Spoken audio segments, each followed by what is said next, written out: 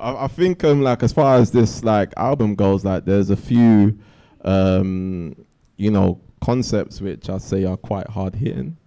I think particularly around the topic of like vulnerability, particularly like vulnerability from men.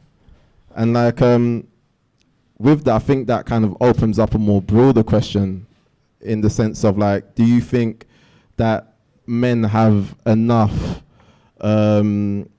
spaces to like share their emotional challenges, or does, you know, patriarchy kind of like negate the need for men to do so?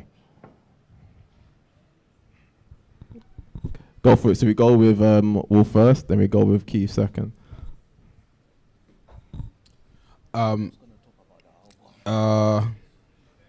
Basically, I don't think there is, for black men, really true space for them to be vulnerable. Obviously, I don't know if everybody knows, but the highest killer of men in general is suicide. I don't know if everybody knows that. Yeah, That's yeah, the yeah. biggest cause of death of men in general, above heart attack, cancer, any disease, is suicide. Men kill themselves constantly.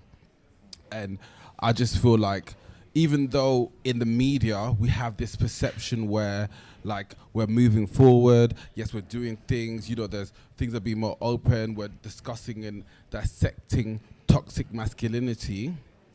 But when I think about the music industry, especially even within the UK, because to be honest, like I feel like even in America, within the hip hop scene, even before people like Lil Nas X came on the scene, there was people like you know, Outkast.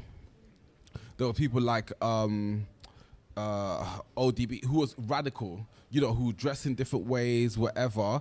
So in America, I feel like there's definitely a stance and a support for different types of black people. You know, you could be part of the neo-black movement. You know, you could be, you know, in that scene in Philly, you know, with all them people, whatever, in that hip hop scene at that time, or whatever. But in the UK, we don't have that. There isn't a place for, you know, for people to be sensitive and talk about that. I don't think that's even within our normal culture. Why do you think that is? I think that we haven't allowed that space. We haven't allowed that discussion.